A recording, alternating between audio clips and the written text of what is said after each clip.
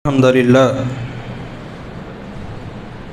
إن الحمد لله نحمده ونستعينه ونستغفره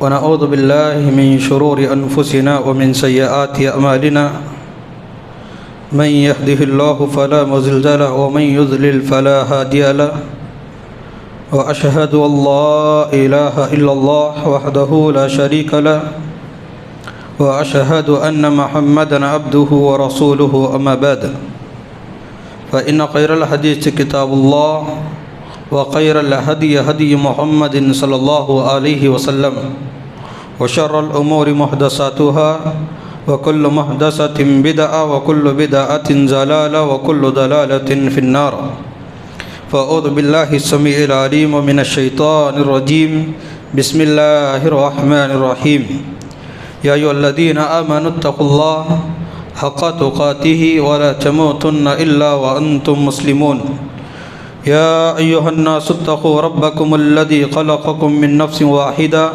وخلق منها زوجها وبث منهما رجالا كثيرا ونساء واتقوا الله الذي تساءلون به والأرحام إن الله كان عليكم رقيبا يا أيها الذين آمنوا اتقوا الله وقولوا قولا سديدا يصلح لكم أعمالكم ويغفر لكم ذنوبكم ومن يطع الله ورسوله فقد فاز فوزا عظيما قال الله تبارك وتعالى في كلامه المجيد وفرقان الحميد خاف والقرآن المجيد بل أجيبوا أن جاءهم منذرهم منهم فقال الكافرون هذا شيء عجيب أإذا متنا وكنا ترابا ذلك رجع بعيد قد علمنا ما تنقص الأرض منهم وعندنا كتاب حفيظ بل كذبوا بالحق لما جاءهم فهم في أمر مريد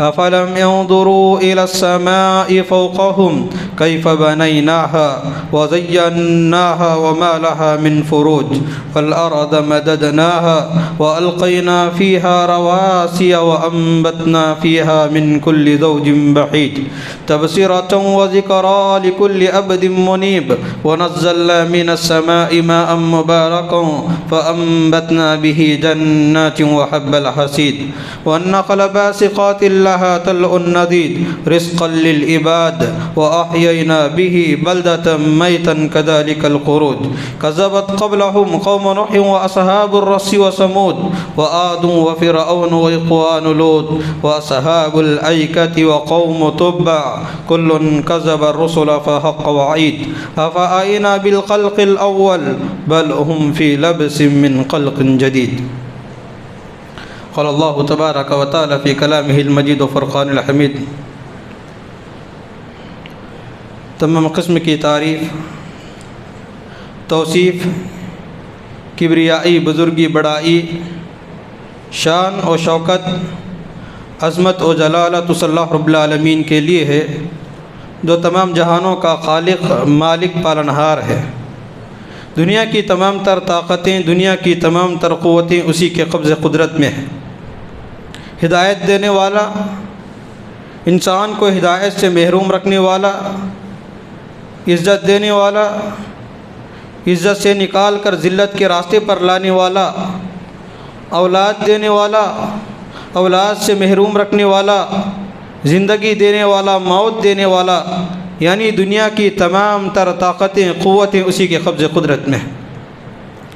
قرآن مجید میں اللہ رب العالمین نے خود بیان فرمایا کہ دنیا کی جتنے درخت ہیں ان تمام درخت کے پتوں کو اگر آپ پیج بنا لیا جائے اور دنیا کے جتنے درخت ہیں ان تمام درختوں کو اگر آپ کاٹ کر پین بنا لیا جائے، قلم بنا لیا جائے، اور دنیا میں جتنے سمندر ہیں ان تمام سمندر کے پانی کو اگر آپ انک بنا لیا جائے، اور اللہ رب العالمین کی حمد و ثنا، اللہ رب العالمین کی پاکی، اللہ رب العالمین کی بزرگی لکھنا شروع کر دو، یقیناً یہ کاغذات، یہ درخت جس کو ہم نے پیج بنا لیا ہے، یہ درخت کے تنے جس کو ہم نے قلم بنا لیا ہے، یہ سمندر کا پانی جس کو ہم نے انک بنا لیا ہے، یہ تمام کے تمام ختم ہو جائیں گے، لیکن اللہ رب العالمین کی تعریف کبھی ختم نہیں ہوگی۔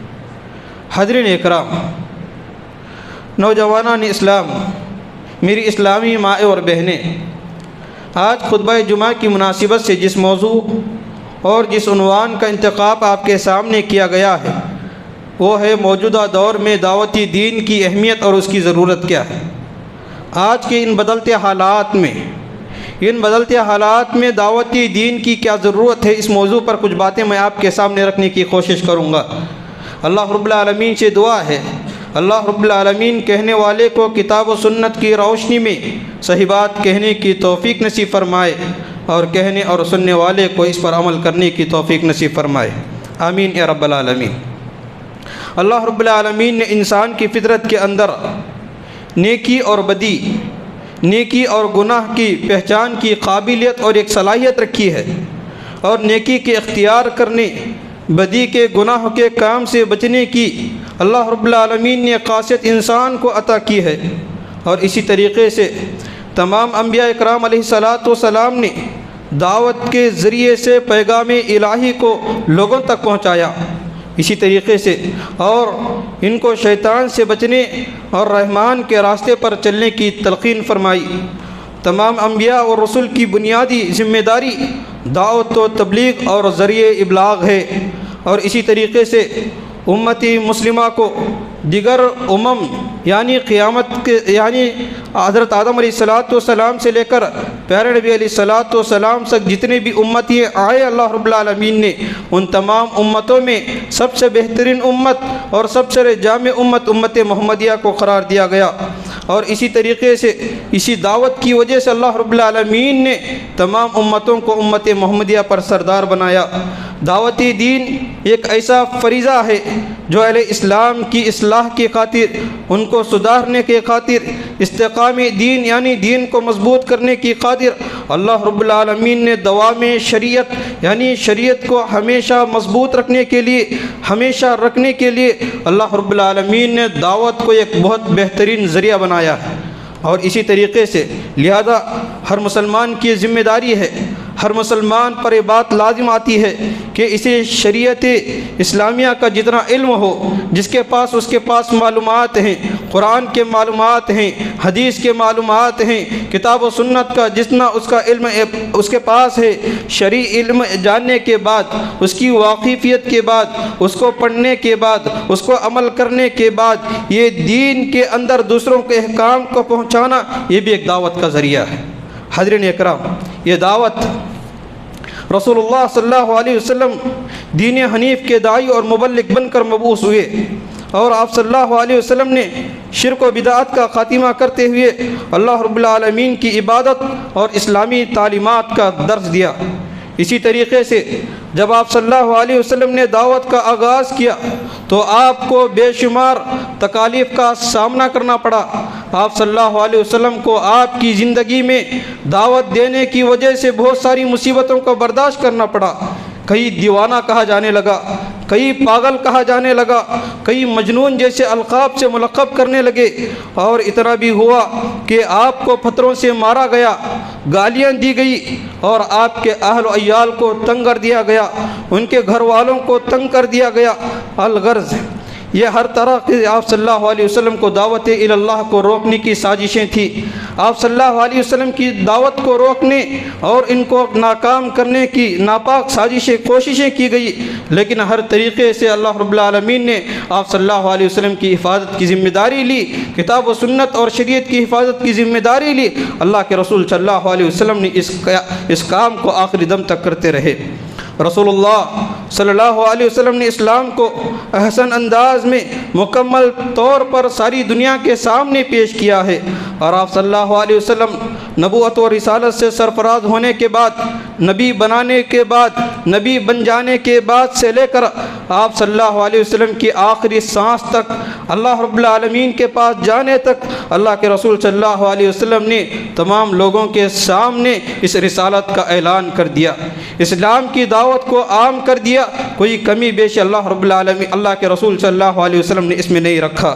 اسی وجہ سے اللہ رب العالمین نے قرآن مجید کے اندر پیارے نبی علیہ السلام کے تعلق سے کہتے ہیں، یا ایھا النبی انا ارسلناک شاہدا ومبشرا ونذیرا، اے نبی ہم نے آپ کو گواہ بنا کر بھیجا، خوشخبری دینے والا بنا کر بھیجا، ڈرانے والے بنا کر بھیجا۔ حاضرین اکرام، اسے دعوت کی اہمیت اور اس کی فضیلت اور اس کی ضرورت، دعوت کا کام کرنے والوں کے ساتھ کیا معاملات پیش آتے ہیں، ہم نے اب تک آپ کے سامنے بیان کیا ہے۔ اب یہ سوال یہ پیدا ہوتا ہے کہ دعوت کیا ہے، دعوت دین کیا ہے، دعوت دین کس کو کہتے ہیں؟ کچھ باتیں آپ کے سامنے رکھنے کی کوشش کریں گے۔ دعوت دین کا مطلب کیا ہے؟ دعوت دین کا مطلب یہ ہے کہ اللہ رب العالمین نے گناہ اور نیکی، خیر اور بلائی کے اندر کی وجہ سے جو چیزیں بتلائی جاتی ہیں، ایک انسان دوسرے انسان کو اچھی اور برائی بات بتاتا ہے، گناہوں سے روکتا ہے، نیکی کا حکم دیتا ہے، شرک سے روکتا ہے، توحید کی دعوت دیتا ہے، سنت کی دعوت دیتا ہے، بدعت سے روکتا ہے۔ حقیقی معنوں میں یہی دعوت ہے، حقیقی معنوں میں یہی دعوت ہے، اور اس سے بڑے کام سے بچنے اور بری کام سے بچنے کی تلقین کرتا ہے، سامنے والے کو نیکی کا حکم دیتا ہے۔ یہ تمام کے تمام دعوت کے کام میں اور دعوت دین میں شامل ہیں۔ اب یہ سوال یہ پیدا ہوتا ہے، یہ دعوت کا کام کس کی ذمہ داری ہے؟ جب یہ سوال آتا ہے تو ہمیں سے ہر انسان پریشان ہو جاتا ہے۔ جس کے پاس علم ہے وہ بھی پریشان ہو جاتا ہے، جس کے پاس علم نہیں وہ بھی پریشان ہوتا ہے۔ آخر دعوت کی ذمہ داری کس پر عائد ہوتی ہے؟ یہ بات یاد رکھیں کہ دعوت کے تعلق سے بعض علماء نے یہ کہا کہ دعوت فرض عین ہے۔ فرض عین مطلب کیا ہے؟ جس کا کرنا ضروری ہے۔ فرض عین کیا کہتے ہیں؟ جس کا کرنا ضروری ہے۔ کن حالات میں دعوت فرض عین ہو جاتی ہے؟ مثال کے طور پر راجم پیٹ کا مسئلہ ہے۔ راجم پیٹ میں کوئی بھی دعوت کا کام کرنے والا اگر نہیں ہے، لوگ بدعت کے کاموں میں عام ہوتے جا رہے ہیں، شرک پھیلتا جا رہا ہے، گناہ کے کام پھیلتے جا رہے ہیں، کوئی بھی شرک کو شرک کہنے والا نہیں ہے، کوئی بھی توحید کی دعوت دینے والا نہیں ہے، کوئی بھی بدعت کو بدعت کہنے والا نہیں ہے، کوئی بھی غلط کو غلط کہنے والا نہیں ہے۔ ایسے موقع پر جتنے بھی مسلمان ہیں ان تمام مسلمانوں پر دعوت فرض عین ہو جاتی ہے، تمام لوگوں پر دعوت ضروری ہو جاتی ہے۔ اگر ایسے وقت میں بعض مسلمان ایسے بھی ہیں جو برائی کو دیکھنے کے بعد برائی کو روکتے ہیں، بدعت کو دیکھنے کے بعد بدعت کو روکتے ہیں، گناہ کے کام کرتے ہوئے لوگوں کو دیکھتے ہیں تو گناہ سے روکتے ہیں، اگر ایسے لوگ بھی پائے جاتے ہیں، ایسے موقع پر دعوت فرض کفایہ بن جاتی ہے۔ یعنی اگر کوئی کرے تو تب بھی چلتا ہے، کیونکہ بعض لوگ اسی کام کے لیے مختص ہیں اور بعض لوگ کریں اور نہ کریں یہ ان کی ذمہ داری ہے۔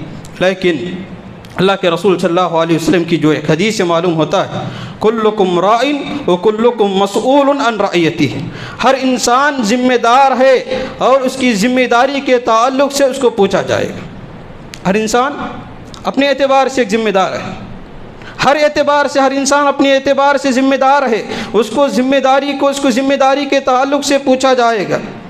اب کبھی کبھار ایسا ہو جاتا ہے کہ ہمارے گھر کے پڑوسن مشرک ہوتے ہیں، اہل بدعت ہوتے ہیں، ان کو سمجھانے کی ذمہ داری میرے اور آپ کی بنتی ہے، سمجھانا ہماری ذمہ داری ہے، بتانا ہماری ذمہ داری ہے، اللہ اس کو ہدایت دینا یہ اللہ کی ذمہ داری ہے۔ ہمارا کام پیغام پہنچانا ہے، ہمارا کام ان تک میسج پہنچانا ہے، اللہ رب العالمین کی ذمہ داری ہے، چاہے تو اس بندے کو ہدایت دے، ہدایت محروم رکھے، یہ اللہ رب العالمین کی ذمہ داری ہے۔ اسی طریقے سے اللہ رب العالمین نے اس امت کو سب سے بہترین امت کہا ہے۔ کس وجہ سے؟ اللہ رب العالمین نے قرآن مجید کے اندر بیان فرمایا، کنتم خیر امۃ اخرجت للناس تأمرون بالمعروف وتنہون عن المنکر وتؤمنون باللہ۔ اس آیت کریمہ کے اندر اللہ رب العالمین نے امت محمدیہ کی تعریف کو بیان کیا، کہا کہ کنتم خیر امہ۔ آپ قرآن مجید پوری کی پوری پڑھ لو، اللہ رب العالمین نے حضرت آدم علیہ السلام سے لے کر پیارے نبی علیہ السلام کی جتنے بھی انبیاء آئی ہیں، امتیں آئی ہیں، ان تمام امتیوں میں اللہ رب العالمین نے پیارے نبی علیہ السلام کی امت کو، امت محمدیہ کو خیر امت کہا، یعنی بہت بہترین امت ہے۔ کہا کہ کنتم خیر امہ، تم سب سے بہترین امت ہو۔ پیارے نبی علیہ السلام کی امت، امت محمدیہ، یہ سب سے امتوں میں سب سے بہترین امت ہے۔ اللہ رب العالمین نے آگے بیان فرمایا، اخرجت للناس، صرف بہترین امت نہیں ہے۔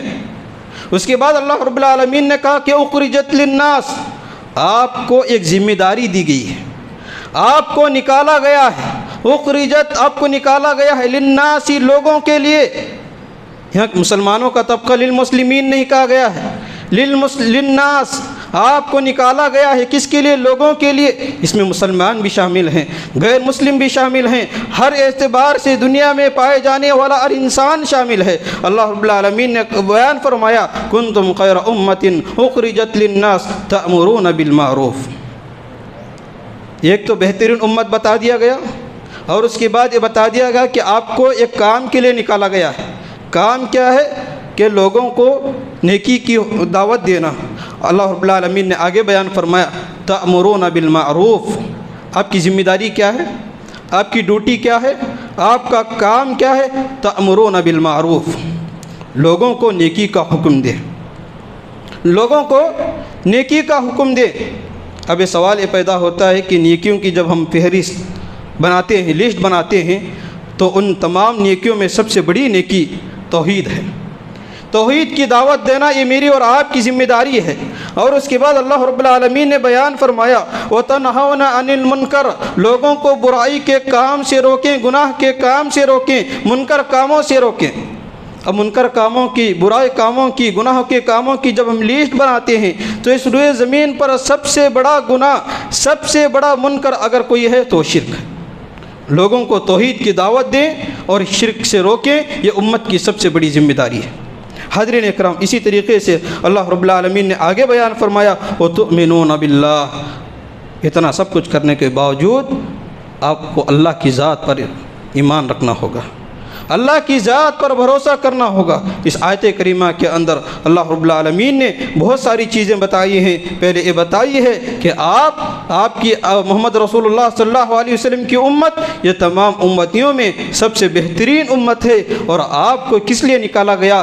آپ کی ایک کام ہے تاکہ آپ لوگوں کو نیکی کی طرف ہدایت دیں، اسلام کی دعوت دیں، اور ان کو اچھی اور برائی کی پہچان کرائیں۔ اور اس کے بعد اللہ رب العالمین نے کہا کہ خیر امت ہونے کا فائدہ یہ ہے کہ آپ نیکی کی دعوت دو، برائی سے روکو، اور انسان کو توحید کی دعوت دو، اور شرک سے روکو، سنت کو عام کرو، بدعت سے روکنے کی کوشش میری اور آپ کی ذمہ داری ہونی چاہیے۔ حاضرین اکرام، اس کے علاوہ اللہ رب العالمین نے آگے اور بیان فرمایا کہ دعوت دین یا امر بالمعروف و نہی عن المنکر کی اہمیت کا اندازہ آپ اس بات سے کر سکتے ہیں۔ اللہ رب العالمین نے جہاں مرد اور عورتوں کے بارے میں کچھ احکامات ذکر کیے گئے ہیں، ان باتوں میں سے ایک بات اللہ رب العالمین نے دعوت کی ذمہ داری بھی رکھی ہے۔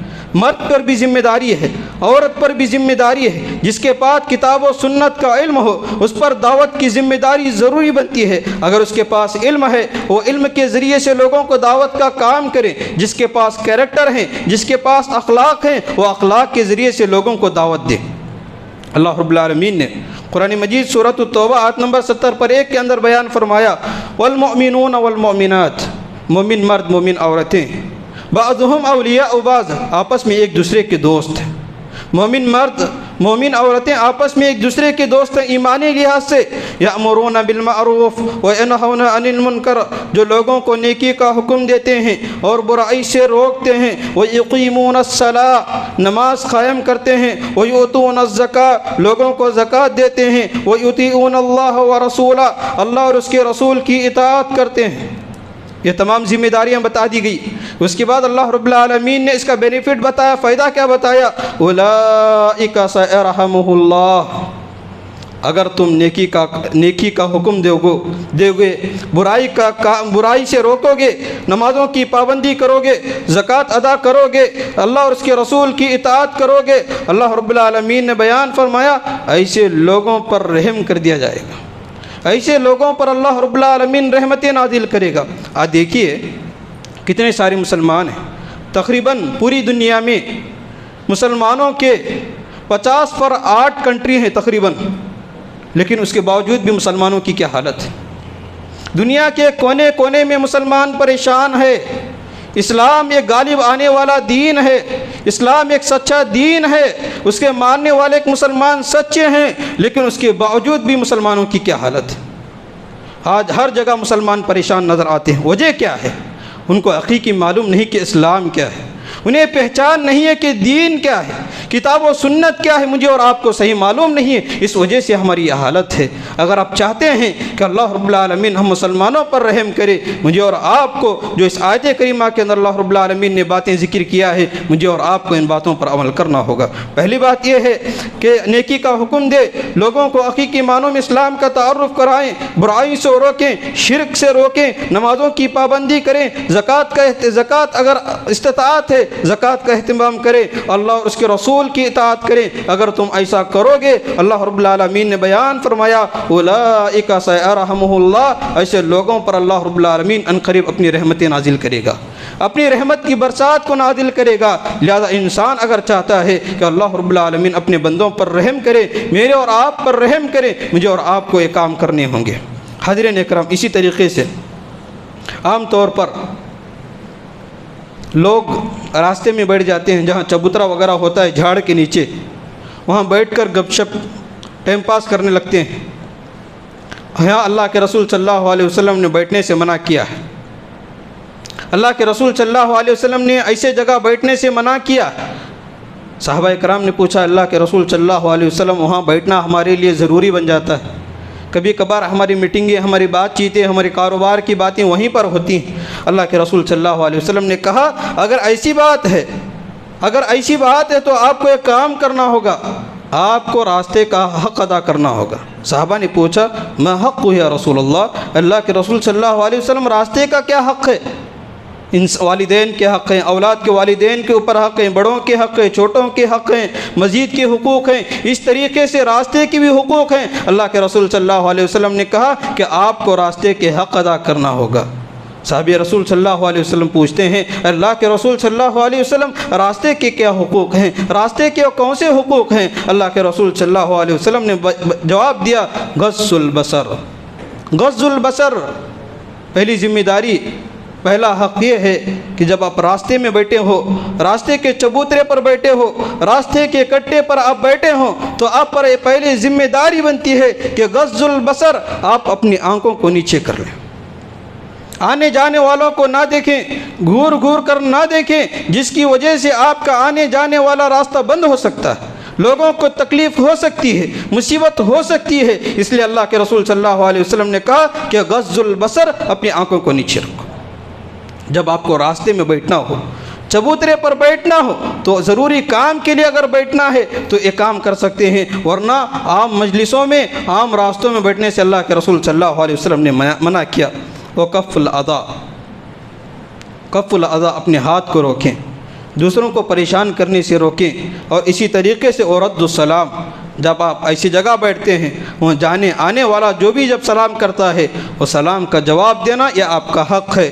اور اسی طریقے سے اللہ کے رسول صلی اللہ علیہ وسلم نے کہا کہ آخری حق یہ ہے وَأْمُرْ بِالْمَعْرُوفِ وَيَنْهَ عَنِ الْمُنْكَرِ، جب بھی آپ راستے میں بیٹھے ہو، وہاں سے کوئی اگر انسان گزر رہا ہو، یہ آپ کی ذمہ داری بنتی ہے کہ آپ دعوت کا کام کریں، اسے بتائیں کہ نیکی کیا ہے، گناہ کیا ہے، توحید کیا ہے، شرک کیا ہے، سنت کیا ہے، بدعت کیا ہے، یہ بتانے کی ذمہ داری آپ پر بنتی ہے۔ تو معلوم ہوا کہ انسان ایسی جگہوں پر نہ بیٹھیں، اللہ کے رسول صلی اللہ علیہ وسلم نے منع کیا ہے۔ اگر آپ بیٹھنا ضروری ہے، اگر آپ کی وہاں میٹنگیں ہوتی ہیں، آپ گپ شپیں لڑاتے ہیں، تو ایسی صورت میں آپ پر ذمہ داری بنتی ہے کہ آپ دوسروں کو تکلیف دینے سے رک جائیں، اپنی نظروں کو نیچے کر لیں، آنے جانے والوں کا سلام کا جواب دیں، نیکی کا حکم دیں، برائی سے روکیں، دعوت کا کام کرنا ہے۔ اگر یہ تمام چیزیں آپ پر کرنے کی طاقت ہو تو آپ ایسی جگہ بیٹھیں۔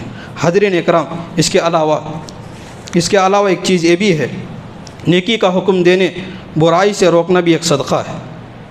نیکی کا حکم دینا، برائی سے روکنا بھی ایک صدقہ ہے۔ عام طور پر جب ہم صدقے کی بات کرتے ہیں، ہمارے پاس مال کا صدقہ، دولت کا صدقہ، ایسی باتیں آ جاتی ہیں۔ عام طور پر ہمارے ذہنوں میں یہی بات آتی ہے، مال و دولت کا صدقہ ہمارے ذہنوں میں آتا ہے۔ یاد رکھیں، اللہ کے رسول صلی اللہ حضرت ابو دردہ رضی اللہ تعالیٰ عنہ بیان کرتے ہیں کہ پیارے نبی علیہ السلام کے اصحاب میں سے کچھ لوگوں نے آپ صلی اللہ علیہ وسلم سے شکایت کی۔ اللہ کے رسول صلی اللہ علیہ وسلم سے کہا، اللہ کے رسول صلی اللہ علیہ وسلم ذہب اہل الدثور و آل العصور، کیا کر رہے ہیں؟ اللہ کے رسول صلی اللہ علیہ وسلم سے صحابہ شکایت کر، اللہ کے رسول صلی اللہ علیہ وسلم ہم میں سے مالدار صحابہ جن کے پاس مال و دولت ہے وہ ہمارے سے نیکی کے کاموں میں آگے نکل رہے ہیں۔ صحابہ کی شکایت ہے اللہ کے رسول سے، اللہ کے رسول صلی اللہ علیہ وسلم ہمارے میں سے ایسے بعض صحابہ ہیں جن کے پاس مال و دولت ہے، وہ اپنے مال و دولت کی وجہ سے ہم سے آگے نکل رہے ہیں۔ تو اللہ کے رسول صلی اللہ علیہ وسلم نے بیان فرمایا، اس کے بعد صحابہ کہتے ہیں شکایت کرنے کے بعد یصلون کما نصلی، وہ ایسے لوگ ہیں ہمیں ابھی بھی نماز پڑھتے ہیں، وہ بھی نماز پڑھتے ہیں، وہ یصومون کما نصوم، وہ روزے رکھتے ہیں جس طریقے سے ہم روزے رکھتے ہیں، وتصدقون بفضول اموالہم، وہ اپنے بچے ہوئے مال میں سے صدقہ و خیرات کرتے ہیں۔ یہ شکایت اللہ کے رسول صلی اللہ علیہ وسلم نے صحابہ سے کی۔ اللہ کے رسول صلی اللہ علیہ وسلم نے ان کی شکایت سننے کے بعد کیا کہا؟ اولیس قد جعل اللہ لکم ما تصدقا، کہ اللہ رب العالمین نے تمہارے لیے بھی صدقے کے سامان نہیں بتایا؟ اللہ کے رسول صلی اللہ علیہ وسلم کے سوال کے بعد صحابہ اللہ کے رسول صلی اللہ علیہ وسلم نے آگے پھر بیان کیا، لِكُلِّ تَسْبِيحَةٍ صَدَقَةٌ، ہر سبحان اللہ جب اپنی زبان سے سبحان اللہ لفظ نکالتا ہے یہ اس کے لیے صدقہ ہے، یہ اس کے لیے صدقہ ہے۔ ضروری نہیں ہے کہ مال و دولت کے صدقہ کریں، اگر آپ کے پاس مال و دولت ہے آپ صدقہ و خیرات کریں، لیکن ساتھ میں آپ بیکار بیٹھے ہیں، آپ کے پاس کوئی کام نہیں ہے، آپ ایسے کام میں مصروف نہیں ہیں، تو ایسے وقت میں آپ اپنے ٹائم کو بیزی رکھیں، اپنے زبان سے سبحان اللہ کہتے رہیں، کیونکہ یہ بھی صدقہ ہے۔ اس کے بعد اللہ کے رسول صلی اللہ علیہ وسلم نے کہا وَكُلِّ تَكْبِيرَةٍ صَدَقَةٌ، ہر تکبیر صدقہ ہے، تکبیر یعنی اللہ اکبر کہنا یہ بھی صدقہ ہے۔ وَكُلِّ تَحْمِيدَةٍ صَدَقَةٌ، الحمدللہ کہنا یہ بھی صدقہ ہے۔ وَلِكُلِّ تَحْلِيلَةٍ صَدَقَةٌ، لا الہ الا اللہ اپنی زبان سے نکالنا یہ بھی صدقہ ہے۔ وَأَمْرُ بِالْمَعْرُوفِ صَدَقَةٌ، لوگوں کو نیکی کا حکم دینا یہ بھی صدقہ ہے، لوگوں کو برائی کے کام سے روکنا یہ بھی صدقہ ہے۔ معلوم ہوا تو معلوم کیا ہوا؟ اس حدیث سے بات معلوم ہوئی کہ لوگوں کو دعوت کا کام کرنا، لوگوں کو نیکی کا حکم دینا، برائی سے روکنا، سنت کو عام کرنا، بدعت سے روکنا، شرک سے روکنا اور توحید کو عام کرنا یہ صدقے میں شامل ہو جاتا ہے۔ اور اسی طریقے سے دعوت کا کام اگر آپ کے پاس طاقت نہیں ہے، کیا ہر انسان کبھی کبھار انسان دعوت کا کام کرنا چاہتا ہے لیکن اس کے پاس طاقت و قوت نہیں رہتی، مالی اعتبار سے، علم کے اعتبار سے، آخر وہ انسان کیا کرے؟ اللہ کے رسول صلی اللہ علیہ وسلم کی حدیث ہے، مسلم شریف کی روایت ہے، حضرت ابو سعید خدری رضی اللہ تعالیٰ عنہ حدیث کے راوی ہیں، بیان فرماتے ہیں کہ سمعت رسول اللہ صلی اللہ علیہ وسلم یقول، میں نے پیارے نبی علیہ السلام کو بولتے ہوئے سنا ہے، اللہ کے رسول صلی اللہ علیہ وسلم نے کہا من رأى منکم منکرا فلیغیرہ بیدیہ فإن لم یستطع فبلسانہ وإن لم یستطع فبقلبہ وذلک اضعف الایمان۔ اللہ کے رسول صلی اللہ علیہ وسلم نے کہا کہ من رأى منکم منکرا، جب تم میں سے کوئی انسان برائی کو دیکھتا ہے، گناہ کے کام کو دیکھتا ہے، فلیغیرہ بیدیہ، ایسے انسان کو چاہیے کہ اپنے ہاتھ کے ذریعے سے اس گناہ کو روکیں، اس برائی کو روکیں۔ اور اس کے بعد اگر کسی کے پاس یہ طاقت نہیں ہے کہ وہ اپنے ہاتھوں سے دعوت کا کام نہیں کر سکتا، اپنے ہاتھوں سے نیکی کے گناہ کے کام کو روک نہیں سکتا، اللہ کے رسول صلی اللہ علیہ وسلم نے آگے بیان فرمایا فَإِن لَمْ يَسْتَطِعْ فَبِلِسَانِهِ، ایسے انسان کو چاہیے کہ اپنے زبان سے کام کریں، اپنے زبان سے نیکی کا حکم دیں، اپنے زبان سے برائی کو روکیں۔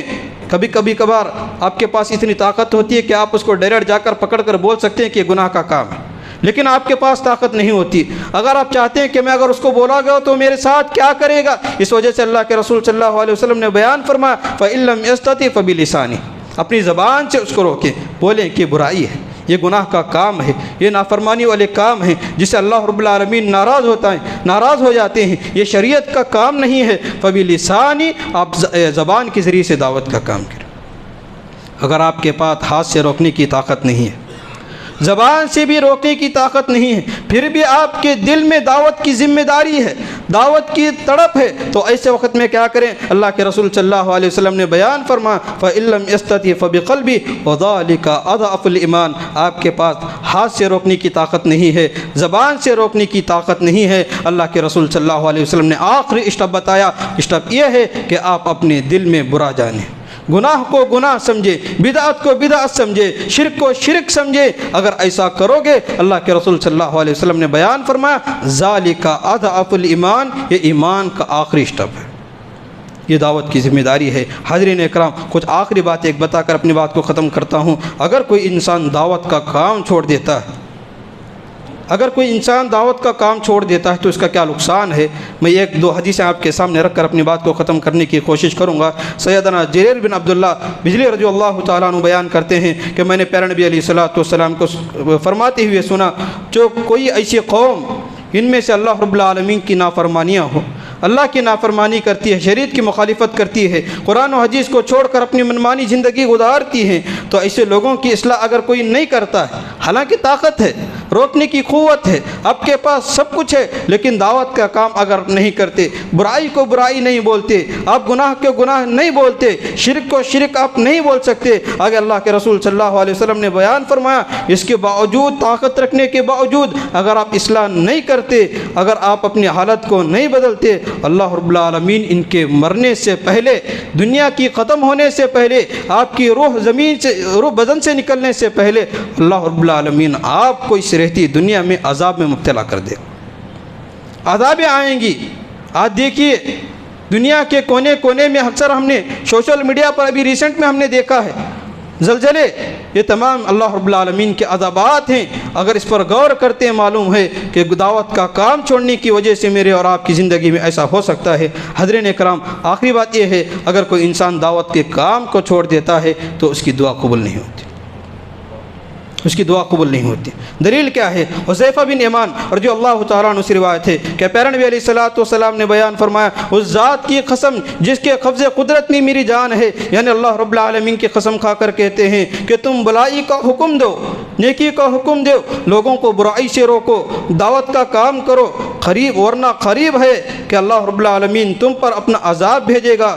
تم پھر اللہ رب العالمین سے دعا کرو گے، اللہ رب العالمین تمہاری دعا کو قبول نہیں کرے گا۔ ترمذی شریف کی صحیح روایت ہے۔ اس سے معلوم ہوا کہ دعوت کے فائدے بھی ہیں، اگر دعوت کے کام سے انسان رک جاتا ہے تو اس کے نقصانات بھی ہیں۔ یہ کچھ باتیں تھیں جو میں نے کتاب و سنت کی روشنی میں آپ کے سامنے رکھنے کی کوشش کی۔ اللہ رب العالمین سے دعا ہے اللہ رب العالمین کہنے والے کو کہنے سے زیادہ، سننے والے کو سننے سے زیادہ مجھے اور آپ کو عمل کرنے کی توفیق نصیب فرمائے۔ اللہ رب العالمین جب تک دنیا میں رکھے اسلام کی حالت پر رکھے، اور جب خاتمہ ہو تو ایمان کی حالت پر ہو۔ ربنا تقبل منا انک انت السمیع العلیم وتب علینا انک انت التواب الرحیم۔ السلام علیکم ورحمۃ اللہ وبرکاتہ۔